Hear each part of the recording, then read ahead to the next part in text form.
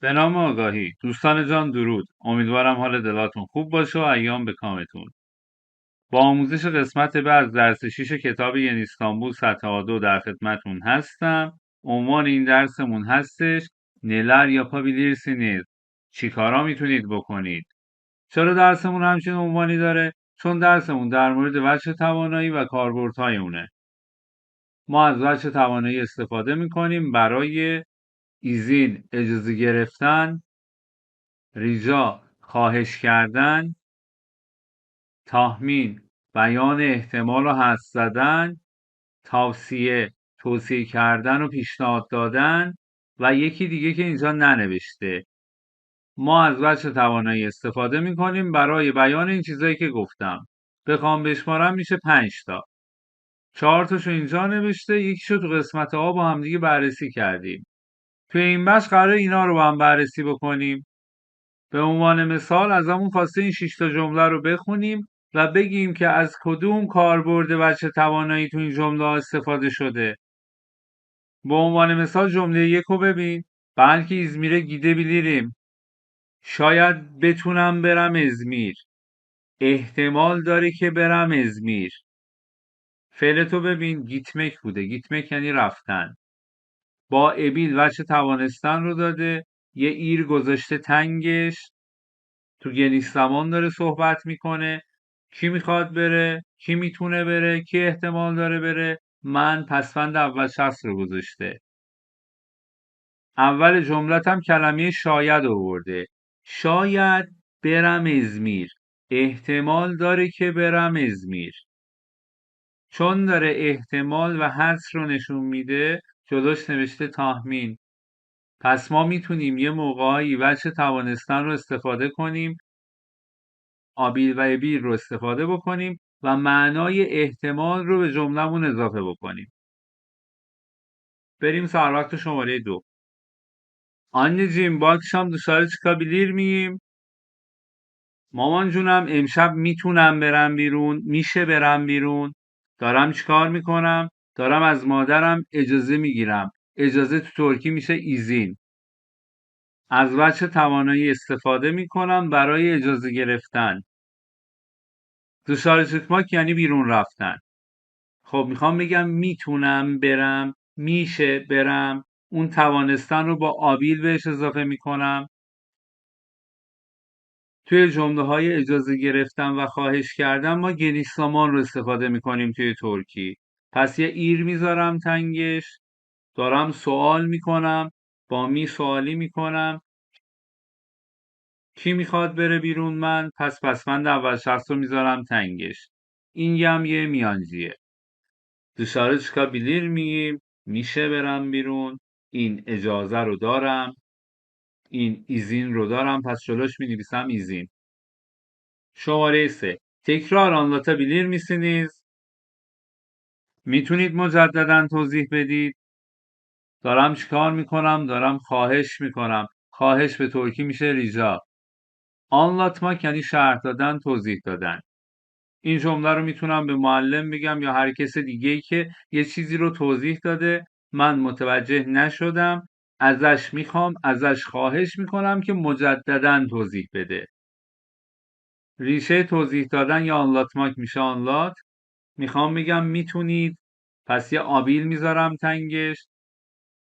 یه چند دقیقه پیش بهت گفتم توی جمله های خواهش و اجازه گنیسنامان رو استفاده میکنی، پس یه ایر میذاری تنگش.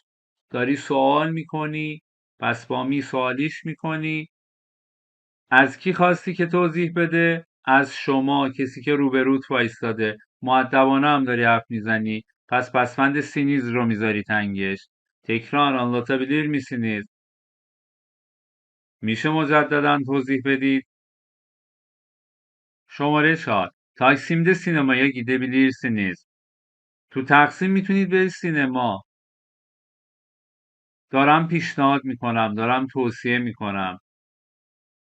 دوستم اومده استانبول، رفته میدون تقسیم، مثلا میدونم اونجا سینما داره. بهش میگم میتونی بری سینما.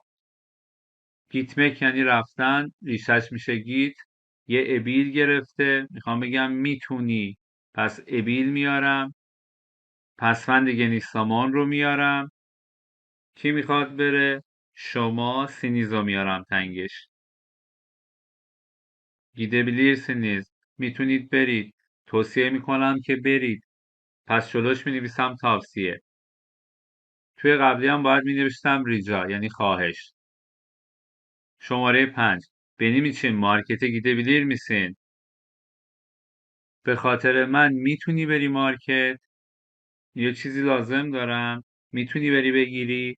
دارم چیکار میکنم؟ دارم خواهش میکنم. جملم جمله ریجاه. جلوش مینویسم ریجا. دوباره گیتمک بوده، ریشت میشه گیت. با ابیل توانستن رو بهش اضافه کردم. یه ایر گذاشتم تنگش. با می سوالی کردم. پسوند شخصش رو گذاشتم تنگش. میتونی بری؟ شماره 6. Bugün hava kapalı. امروز هوا گرفته است. یağmur yağabilir. احتمال داره بارون بباره. ببین اینجا پسوند توانستن رو استفاده میکنم مثل اولی برای بیان احتمال. ممکنه بارون بباره. بارون میتونه بباره. احتمال داره بارون بیاد. پس اینجا کار احتمال رو میکنه آبیل. یاما کنی باریدن ریشش میشه یا آبیل گرفته. یه ایر گرفته.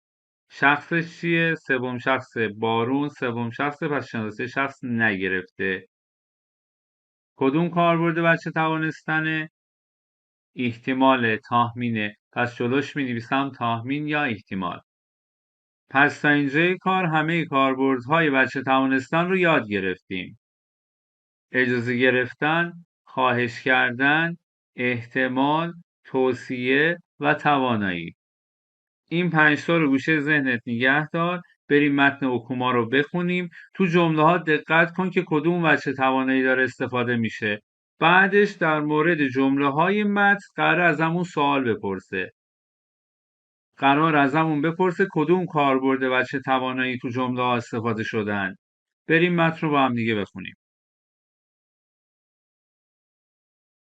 Otelde. عنوان متنمون هستش در هتل. یه آقایی داریم به اسم کایا. تو متنمون بهش میگیم کایا بی، یعنی آقای کایا. و یه مسئول پذیرش داریم که تو متنمون بهش میگیم رسپسیون گربلیسه. یه مکالمه بین این دوتا بزرگوار میگذره. بریم بخونیم ببینیم که چی بوده. آقای کایا میگه İyi günler. Bana yardımcı olabilir misiniz? روز بخیر، میشه به من کمک بکنید؟ yardımcı olabilir misiniz؟ بچه توانستن رو دارم. میتونید بهم کمک بکنید؟ دارم چیکار میکنم؟ دارم خواهش میکنم. از یکی دیگه میخوام که بهم کمک بکنه. اینجا آقای کایا از مسئول پذیرش میخواد که بهش کمک بکنه. مسئول پذیرش میگه İyi günler efendim, memnuniyetle. روز بخیر جناب، با کمال افتخار. ممنونیتله یعنی با کمال افتخار. Rezervasyonunuz var mı? آیا رزرو داشتید؟ آیا قبلا رزرو کردید؟ کایا بی میگه Evet, var. بله دارم. Dün gece telefonla rezervasyon yaptırdım. دیشب با تلفن رزرو کردم. رزرواسیون yaptırmak یعنی رزرو کردن. اینکه بدی یکی دیگه رزرو بکنه. گرامرش رو بعداً میخونیم. بعد یاپ یه تر اومده، بعد گذشتش کرده. این تر چیه؟ بعداً میخونیم. توی کتابای بعدی میخونیم. Siz Murat Bey misiniz? شما آقای مرادید؟ İzmir'den. از ازمیر. آقای کایا میگه Hayır. Benim adım Kaya İskender. نه، اسم من کایا اسکندره. Rezervasyonumu Çanakkale'den yaptım. رزرومو از چاناکاله انجام دادم. چاناکاله اسم یه شهره. Çok özür dilerim Kaya Bey. مسئول پذیرش میگه خیلی عذر میخوام جناب کایا، آقای کایا. Tek kişilik oda rezervasyonunuz var. Doğru mu? رزروتون برای اتاق یه نفر است. درسته؟ Evet, doğru. آقای کایا میگه بله درسته.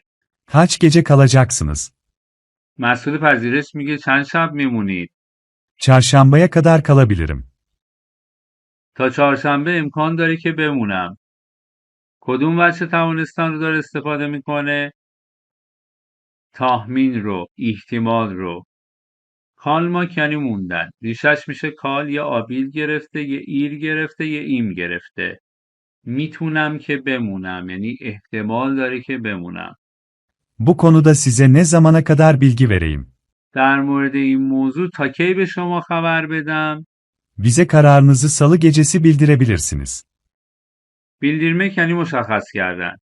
میخواد بگه میتونید تصمیمتون رو به ما اطلاع بدید. برای ما مشخص بکنید. میتونید. بچه توانستن رو میخوام بیان بکنم. پس یه ابیل میذارم تنگ ریشه فعلم. ریشه فعلم میشه بیلدیر. یه ابیل میگیره. یه ایر میگیره. کی قرار این کارو بکنه؟ شما. پس یه سینیز میگیره. تا سه‌شنبه میتونید به ما بگید. تا سه‌شنبه میتونید بر ما مشخص بکنید. Saat 11'e kadar bizi arayabilirsiniz. تا ساعت 11 میتونید به ما زنگ بزنید. میتونید زنگ بزنید. وجه توانستن. میتونید این کار رو بکنید. آراماک یعنی زنگ زدن. ریشت میشه آرا. یا آبیل گرفته، یه ایر گرفته، یه سینیز گرفته. Tamam. Oda fiyatı nedir? بسیار خوب. قیمت اتاق چیه؟ قیمت اتاق چقدره؟ Gecelik 100 Türk lirası. شبی 100 لیر. Bu kayıt formunu da doldurabilir misiniz? میتونید این فرم ثبت نام رو هم پر بکنید.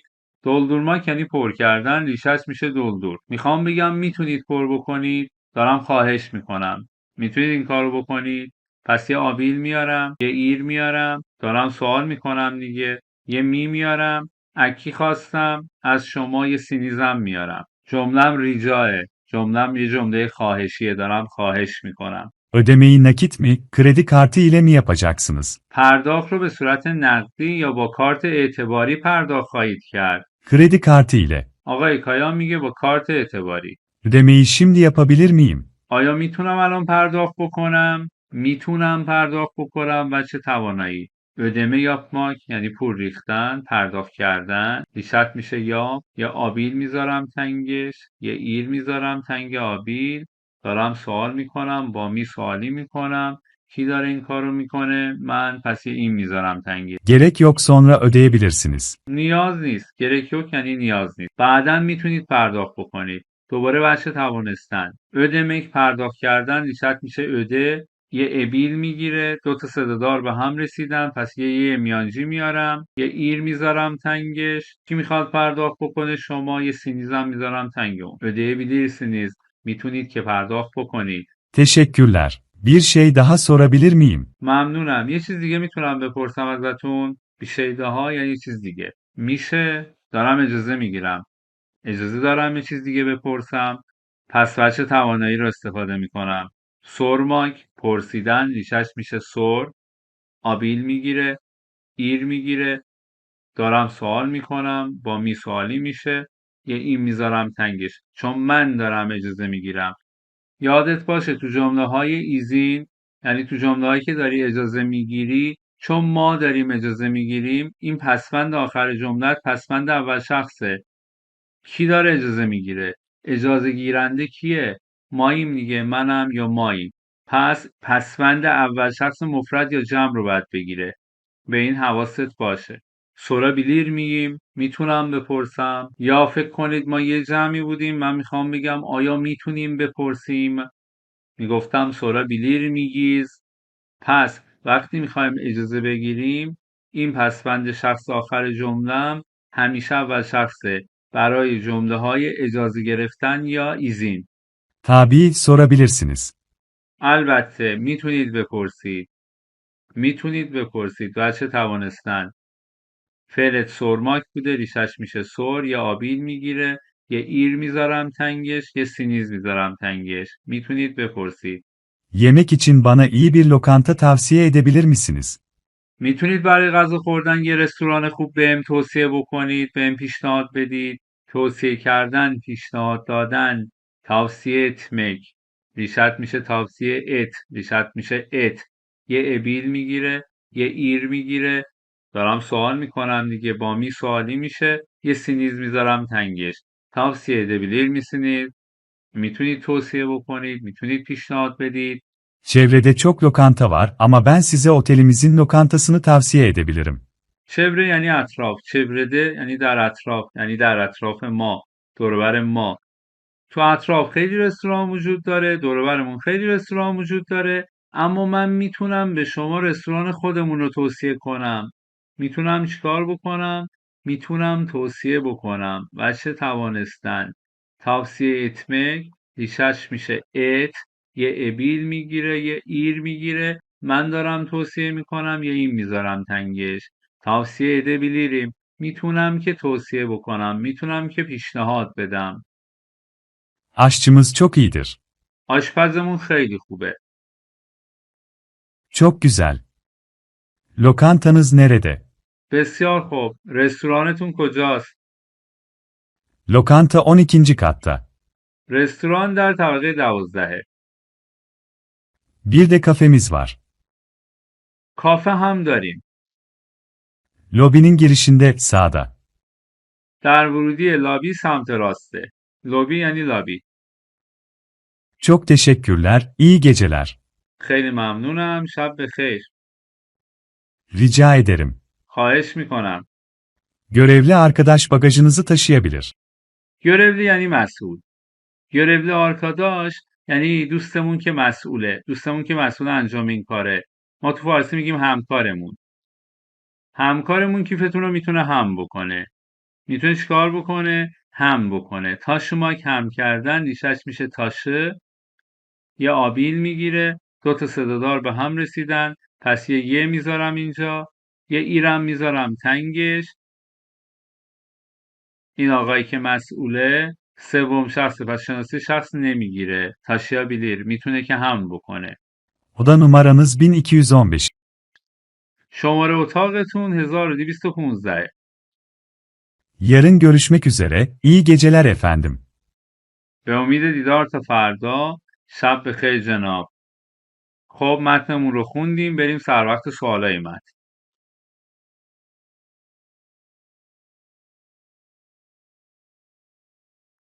توی شماره 2 6 تا جمله داده. بهمون گفته که تو کدوم یکی از این 6 تا جمله از وجه توانایی استفاده شده برای خواهش کردن، برای ریجا. تو کدوم جمله از وجه توانایی استفاده شده برای ایزین استمه، برای اجازه گرفتن. işaretleyelim. تیک بزنیم، علامت بزنیم. بریم جمله ها رو بخونیم. همه جمله ها رو فکر میکنم توی من توضیحشون رو دادم. یه بارم اینجا میخونیم.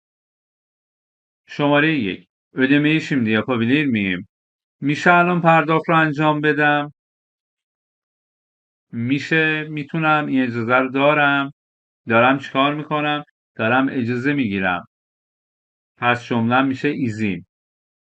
نکته تستی و کنکوریش هم که توی متن توضیح دادم. اگر جملت با پسوند اول شخص تموم بشه، مثل شماره 1، مثل شماره 2، همین دوتا با پسوند اول شخص تموم میشن. اگر جملت با پسوند اول شخص تموم بشه، جمله ایزینه، اجازه است. اگر سوال تستی بود، ایزین رو بزن دیگه، اصلا نخون جمله رو. شماره 2. bir şey daha sorabilir miyim؟ یه چیز دیگه میتونم بپرسم؟ میشه یه چیز دیگه بپرسم؟ دارم چیکار میکنم؟ اجازه میگیرم. اجازه دارم یه سوال دیگه بپرسم.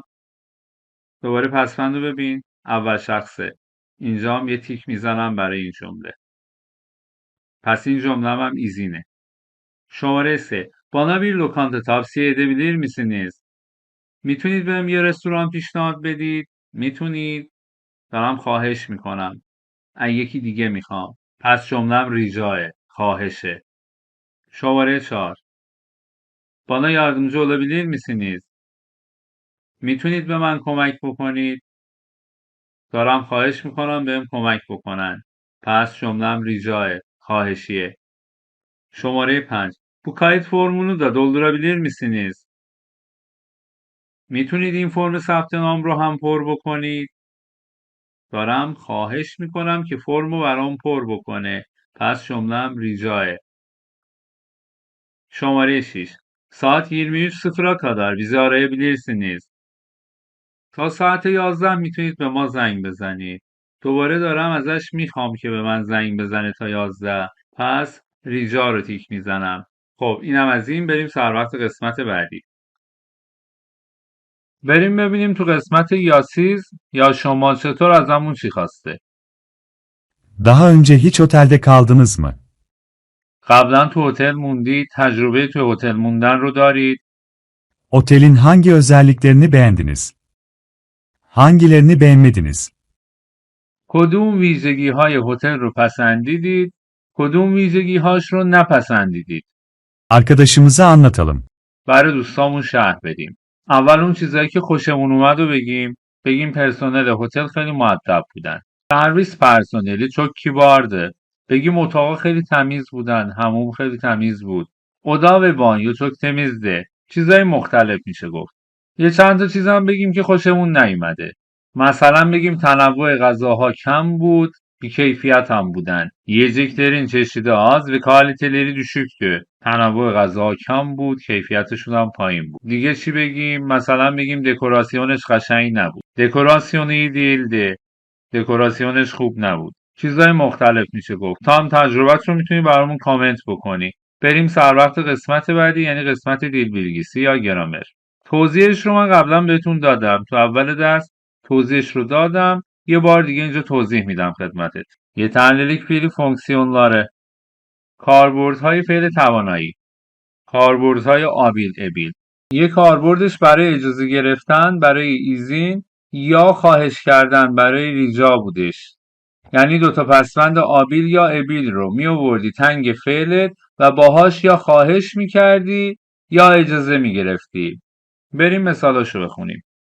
Sınıftan çıkabilir miyim? میشه کلاس برم بیرون؟ میخوای از استادت اجازه بگیری. جمله ایزینه، اجازه است. میتونم برم بیرون؟ میشه برم بیرون؟ چون من اجازه میگیرم همیشه آخر جمله ایزینم اول شخصه. اینو دقت کن. حالا معلمم تو جوابم گفته نه نمیتونی بری. Hayır çıkamazsın. نه نمیتونی بری. Bana saati söyleyebilir misiniz؟ میتونید بگید ساعت چنده؟ پس جمله‌م جمله ریجاه. دارم یه چیز رو خواهش میکنم. حواست باشه که آخر جمله ریجا با پسوند دوم شخص تموم میشه.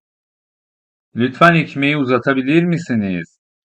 میتونید نون رو بدید به من؟ از نون فاصله داری، از یکی دیگه خواهش میکنی که نون رو بهت بده. پس جمله‌م جمله ریجاه، خواهشه. این از این. بریم سر وقت کاربرد بعدیش. ما از آبیل استفاده میکردیم برای پیشنهاد دادن.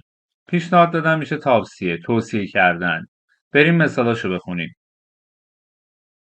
İzmir'de Efes'i gezebilir, Meryem Ana Kilisesi'ni ziyaret edebilirsiniz. توی ازمیر میتونید افس رو بگردید. داره پیشنهاد میده، توصیه میکنه، میگه برید اینجا رو ببینید، جای دیدنیه و میتونید از کلیسای مادر مریم دیدن بکنید. داره توصیه میکنه، پیشنهاد میکنه ما این دوتا جا رو بریم ببینیم.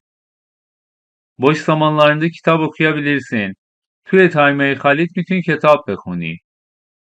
داره توصیه میکنه به کتاب خوندن. okumak مصدرت بوده، ریشت میشه oku. یا آبیل گرفته، یه ایر گرفته. کی قراره بخونه؟ تو. داره به تو پیشنهاد میده. یه سینم گذاشته تنگش. öğleden sonra tiyatroya gidebilirsin. بعد از ظهر میتونی بری تئاتر. ازش پرسیدی که چیکار بکنم بعد از ظهر؟ داره پیشنهاد میده که بری تئاتر. گیتمک بوده، ریشش میشه گیت. یه ابیل گرفته، یه ایر گرفته، یه سین گرفته. gidebilirsin میتونی بری. Göztepe'deki hastaneye gidebilirsin. میتونی به بیمارستانی که توی محله گستپه هست بری. مریض شدی، از دوستت میپرسی که کجا برم، کجا میتونم برم بیمارستان. پیشنهاد میکنه که این بیمارستان رو بری. گیتمک رفتن، ریشت میشه دوباره گیت. یه ابیل گرفته، گنیسامان رو گرفته. تو قراره بری. پسوند شخص دوم شخص رو میاریم، سین میاریم. کاربرد دیگه پسوند توانایی برای بیان احتمال و حدسه. احتمال، tahmin. مثل چی؟ مثل این جمله. Bu gece yağmur yağabilir mi؟ احتمال داره امشب بارون بباره، میتونه امشب بارون بباره. از پسوند توانستن استفاده میکنم برای بیان احتمال. یاماک باریدن، آبیل گرفته، پسوند گنیسامان رو گرفته. میخوام بپرسم با می سوالی میکنم کی قراره بباره؟ بارون. سوم شخص پس شناسی شخص نگرفته. رفیقم تو جواب میگه bu gece kar bile yağabilir. امشب حتی برف هم میتونه بباره. امشب حتی احتمال داره برف هم بباره. دوره داره eحتمال رو با آبیل بیان میکنه. یاماک بوده، آبیل گرفته، ایر گرفته. برف سوم şahs şansı şahs نگرفت. Bu akşam toplantı olabilir. احتمال داره امشب جلسه باشه. olmak بوده، ریشش میشه ol. آبیل گرفته، ایر گرفته. toplantı سوم şahsه، جلسه سوم şahs şansı şahs نمیگیره. ترکیه'de yaşayabilirim. احتمال داره توی ترکیه زندگی بکنم. yaşamak زندگی کردن، آبیل گرفته. این یه میانجیه، دو تا صدادار به هم رسیده بودن. پسوند دیگه نیستمان رو میارم. کی میخواد زندگی کنه؟ کی احتمال داره زندگی کنه؟ من یه ایمم میذارم تنگش. خب کاربرداش رو یاد گرفتیم، بریم براش تمرین حل بکنیم.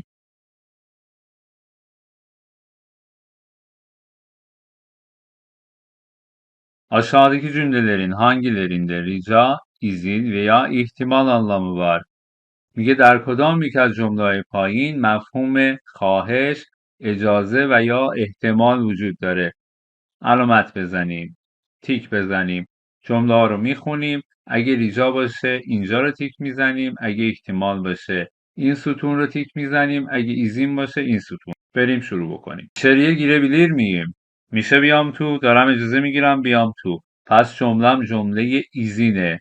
به جز معنی گفتم آخرش اگر با پسوند اول شخص تموم بشه ایزینه. حتی اگر نمیخوندی میتونستی زیر ایزین تیک بزنی. Bana kalemi uzatabilir misin؟ میتونی قلمو بدی به من؟ از قلم دورم، به دوستم میگم میشه اون قلمو بدی به من؟ ازش خواهش دارم میکنم. جملم جمله ریجاه. پس ریجا رو علامت میزنم. به جز این جمله‌ام با پسوند دوم شخص تموم شده. هر وقت بین ریجا و ایزین شک کردی، 1% فرض بکنیم که تو معنی رو متوجه نشدی و داری امتحان میدی، امتحان تمر داری میدی. بین ریجا و ایزین اگر شک کردی تو معنی، متوجه نشدی جمله رو، اگر جملت با پسوند دوم شخص تموم شد اون جمله جمله ریجاه. اگر اول şahs تموم شد جمله ایزینه. Londra'ya 550 liradan ucuz bilet bulamayabilirsin. امکان داره برای لندن نتونی بلیتی پیدا بکنی که قیمتش کمتر از 550 لیر باشه. امکان که چه ارز کنم، 100% نمیتونی پیدا بکنی. این جمله احتماله. داری میگی احتمال داره نتونی. میتونی که پیدا نکنی، یعنی احتمالش هست که پیدا نکنی. پس احتمال رو تیک میزنم. Paltonuzu alabilir miyim efendim؟ میشه پالتوتون رو بگیرم؟ یعنی پالتوتون رو بگیرم آویزون کنم. داری چیکار میکنی؟ اجازه میگیری. اجازه میدی پالتوتو بگیرم؟ میشه پالتوتو بگیرم؟ لطفاً تلفنinizi kullanabilir miyim؟ میشه لطفاً از تلفن شما استفاده بکنم؟ داری اجازه میگیری دیگه. پس جمله ایزینه، اجازه است. ترافیک çok yoğun. خیلی ترافیکه. gecikebilirim. احتمال داره دیر بکنم. میتونم که دیر بکنم. احتمال داره که دیر بکنم. پس جملم جمله احتماله. Size bir fincan kahve ısmarlayabilir miyim؟ میتونم براتون یه فنجون قهوه بگیرم؟ با دوستت بیرونی، با یکی تازه آشنا شدی، بهش میگی میتونم براتون یه فنجون قهوه بگیرم؟ داری اجازه میگیری ازش. پس جمله ایزینه. saat 10'da gelebilirler. احتمال داره ساعت 10 بیان. میتونن که در ساعت 10 بیان، یعنی احتمال داره ساعت 10 بیان. قرار مهمون بیاد براتون، میگه احتمال داره ساعت 10 بیان. پس جمله احتماله. Bana bu konuda yardımcı olabilir misiniz؟ میتونید در مورد این موضوع به من کمک بکنید؟ دارم خواهش میکنم. دارم ریجا میکنم. میتونید به من کمک بکنید؟ پس جمله ریجاه. size yardım edebilir miyim؟ میشه بهتون کمک بکنم؟ داری اجازه میگیری که کمک بکنی. پس جمله ایزینه. yarın yağmur yağabilir. فردا احتمال داره بارون بباره. فکر کنم دفعه سومه که تو متنمون داره تکرار میشه این جمله. فردا احتمال داره بارون بیاد. پس جمله‌ام جمله احتماله. خب اینم از این. بریم سر وقت تمرین بعدی.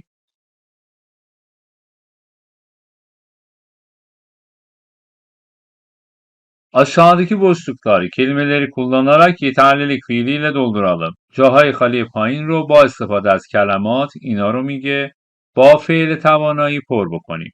اتمک انجام دادن، geçmek رد شدن، عبور کردن، گذشتن، içmek نوشیدن، evlenmek ازدواج کردن، kullanmak استفاده کردن، etmek دوباره تکرار شده انجام دادن دوتا داریم، girmek وارد شدن داخل شدن، içmek نوشیدن باز دوتا داریم، اگه سیگار باشه میشه کشیدن، almak گرفتن به همراه بردن، dolaşmak گشتن.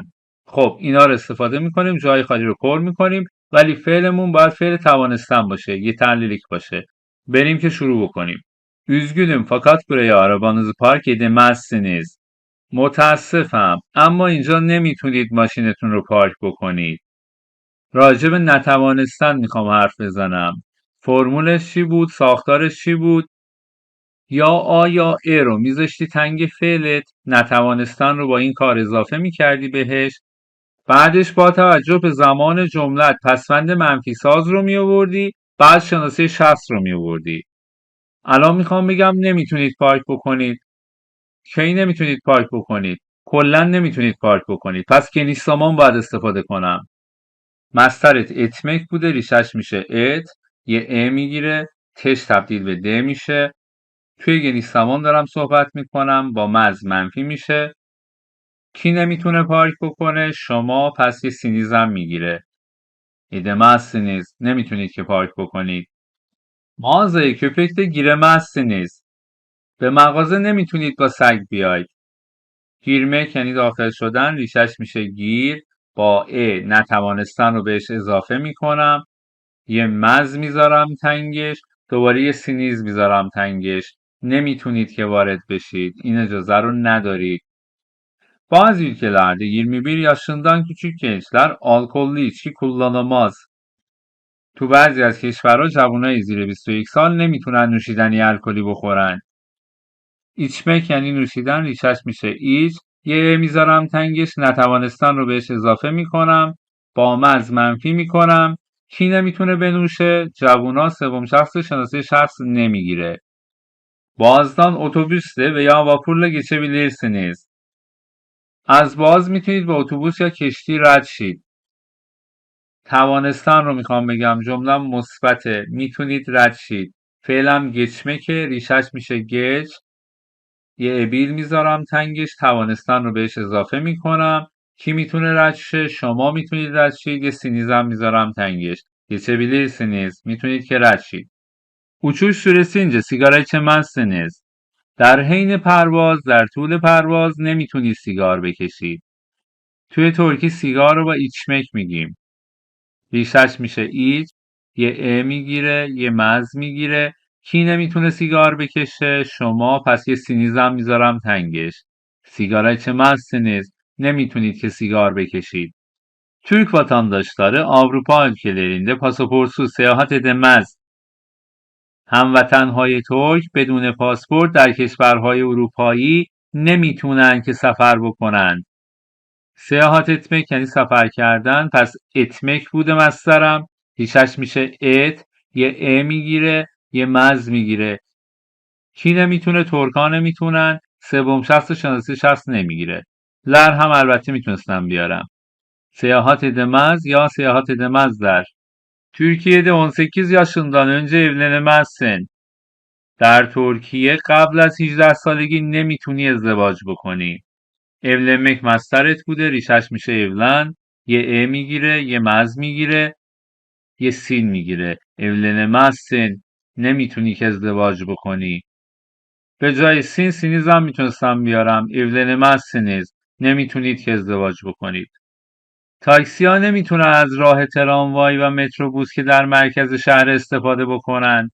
kullanmak یعنی استفاده کردن ریشش میشه کولان، یه آ میگیره، یه ماز میگیره. تاکسی ها سوم شخص şanası şahs نمیگیره. kullanamaz ya kullanamazlar جفتش درسته. Siyasetçiler ve ünlü sanatçılar rahatça sokakta dolaşamazlar. سیاستمدارا و هنرمندای معروف به راحتی نمیتونن توی کوچه بگردن. دلاشماک یعنی گشتن، ریشش میشه دلاش. یه آ میگیره، یه ماز میگیره. میتونم لارشو بیارم یا نیارم. دلاشا ماز دار یا دلاشا ماز. خب بریم سر وقت کنوشما. تو کنوشما یه سری سوال ازمون پرسیده مثل همیشه. بریم ببینیم که سوالا چیان. İlk kez ne zaman yurt dışına çıktınız? برای اولین بار کی رفتید خارج؟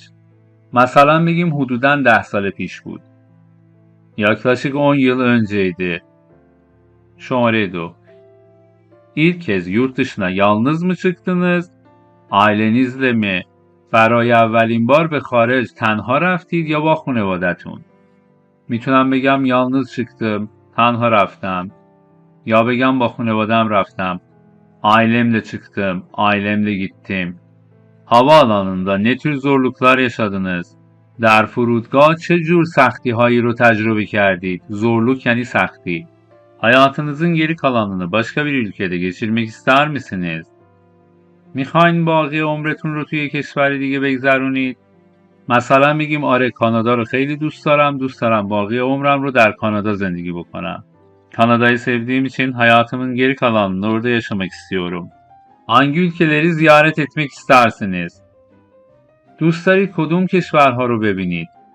اسم کشورهایی که دوست داریم ببینیم رو میاریم. مثلا İsviçre, سوئیس، Kanada, Türkiye. Seyahat sırasında hiç sorun yaşadınız mı؟ در حین مسافرت مشکلی براتون پیش اومد؟ جای موندن، حمل و نقل، زبون و مانند اینا. مثلا میگیم وقتی رفتم ترکیه چون زبون بلد نبودم مشکل خوردم. Türkiye'ye gittiğim zaman dil bilmediğim için çok sorun yaşadım.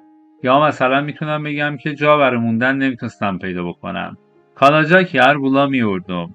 همه هتل‌ها پر بودن. Otellerin hepsi doluydu. و cevabı muhtelif میشه داد. Öğrenci B, şagird B. Başka bir ülkeye seyahat etmek istiyor musunuz؟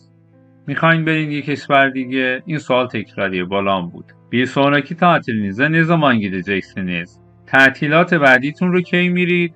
بگیم سرم خیلی şuluğe، خیلی kar میکنم و معمولا تابستونا میرم تعطیلات. Genelde çok yoğun çalışırım. İşim başımdan aşkın. Yazın tatil yaparım. Nasıl seyahat etmeyi tercih edersiniz؟ tercih میدید چجوری سفر بکنید؟ مثلا میگیم با کشتی. gemiyle. Gemiyle seyahat etmeyi tercih ederim. Başka bir ülkeye gitmeden önce neler yaparsınız؟ قبل از اینکه برید به یک کشور دیگه چیکارا میکنید؟ بیلت، رزرواسیون، ویزه. گرفتن بلیط، رزرو کردن هتل و ویزا گرفتن. بگیم اول کارهای ویزامو حل میکنم. İlk önce vizemin işlerini hallederim. بگیم بعدش تو هتل اتاق میگیرم. sonra otel rezervasyonumu yaptırırım. sonra da bilet alırım. اینم تکراریه بالا جواب دادیم بهش. خب بریم سر وقت تمرین یازما. یه سری سوال ازمون پرسیده قراره بهشون جواب بدیم. Türkçe derslerinde başarılı olmak için neler yapabiliriz؟ برای موفقیت در درس‌های توکی چیکارا میتونیم بکنیم؟ بگیم سخت میتونیم تلاش بکنیم. sıkı çalışabiliriz. هر روز حداقل 2 saat ترکی میتونیم بخونیم. Her gün en az 2 saat Türkçe çalışabiliriz. فعلام رو دارم با وجه توانایی میگم. بگیم میتونیم بریم کلاس زبان. Dil kursuna gidebiliriz. و. çevreyi korumak için neler yapabiliriz؟ برای حفظ محیط زیست چیکارا میتونیم بکنیم؟ بگیم میتونیم آشغالامون رو توی طبیعت نریزیم. atıklarımızı doğaya bırakmayabiliriz. بگیم میتونیم آب رو آلوده نکنیم. suyu kirletmeyebiliriz. و. İnsanlarla daha iyi ilişkiler kurmak için neler yapabiliriz؟ برای اینکه بتونیم با آدما ارتباط بهتری بگیریم چیکار میتونیم بکنیم؟ مثلا میگیم میتونیم به خوبی حرفاشونو گوش کنیم. iyice insanları dinleyebiliriz. بگیم میتونیم توی رابطه هامون خودخواه نباشیم. İlişkilerimizde bencil olmayabiliriz. Fakir insanlara yardım etmek için neler yapabiliriz؟ برای کمک کردن به آدمای ندار چیکار میتونیم بکنیم؟ بگیم çizایی که lazım نداریم و میتونیم بدیم به اونا. Kullanmadığımız şeyleri onlara verebiliriz. Sağlıklı bir hayat için neler yapabiliriz? برای زندگی سالم چیکارا میتونیم بکنیم؟ بگیم همیشه میتونیم منظم باشیم. Her zaman düzenli olabiliriz. بگیم میتونیم سلامت تغذیه بکنیم. sağlıklı beslenebiliriz. جواب مختلف میتونیم بدیم. خب دوستان جان، با این تمرین این بخش از درسمون هم تموم میشه. مرسی که تا اینجای کار همراه من بودید. Kendinize iyi bakın. مراقب خودتون باشید. Görüşmek üzere. به امید دیدار.